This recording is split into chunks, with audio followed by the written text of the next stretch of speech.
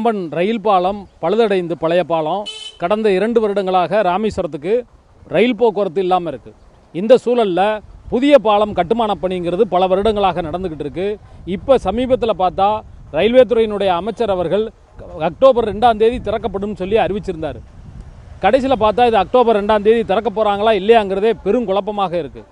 இப்போ இந்த ரயில் பாலங்கிறது அந்த பணிகள்ங்கிறது நடக்குதா நடக்கலையா, அதில் என்ன பிரச்சனை இருக்குது, ஒரு நாளைக்கு ஒரு செய்தி காத்தோட்டமாக மக்களுக்கு வருது, முறையான செய்தி வருதில்ல.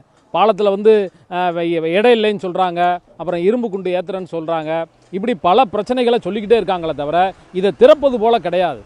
நாங்கள்லாம் இந்த ராமேஸ்வரத்தை பொறுத்த வரைக்கும் மீன்பிடிக்கு அடுத்தபடியாக மிகப்பெரிய தொழிலே சுற்றுலா தொழில் தான். இந்த சுற்றுலா தொழில் இன்றைக்கி கடுமையாக பாதிக்கப்பட்டிருக்கு. அதே போல் சிறு குறு தொழில் எல்லாமே கடுமையாக ராமேஸ்வரம் தீவுக்குள்ளே பாதிக்கப்பட்டிருக்கு. எல்லாமே ரயிலை நம்பி தான் இருக்குது. நேற்று கூட நாங்கள் ரயிலில் இருந்து வரும்போது மண்டபத்தில் இறங்கும்போது இதுதான் மண்டபத்தில் இறங்குற கடைசி பயணமாக இருக்கும், இனிமேல் நம்ம ராமேஸ்வரத்துக்கு நேராக போய் இறங்கிடலாம் அப்படின்னு சந்தோஷமாக வந்தோம். ஆனால் இன்றைக்கி அந்த சந்தோஷங்கிறது கேள்விக்குறியாக இருக்குது. ராமேஸ்வரத்துக்கு ரயில் விடுவாங்களா மாட்டாங்களாங்கிற மிகப்பெரிய ஒரு கேள்விக்குறி இந்த தீவு மக்கள்கிட்ட எழும்பி இருக்கு.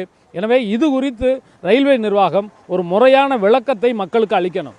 இதில் என்ன தான் நடக்குது, என்ன தான் பிரச்சனை இருக்குது, ஏன் ரயில் விடுறதில் தாமதமாகுது, இப்போ 2ஆம் தேதிங்கிறாங்க, 15ஆம் தேதிங்கிறாங்க, ஏற்கனவே ஒரு மாதத்துக்கு முன்னால் திறக்கிறதா சொன்னாங்க, எல்லாமே தள்ளி போய்கிட்டு இருக்க, இது என்ன காரணங்கிறத ரயில்வே நிர்வாகம் முறையாக மக்களுக்கு ஒரு வெள்ளை அறிக்கையை போல வெளியிடணுங்கிறத ராமேஸ்வரம் பொதுமக்கள் சார்பாக நாங்கள் கேட்டுக்கொள்கிறோம்.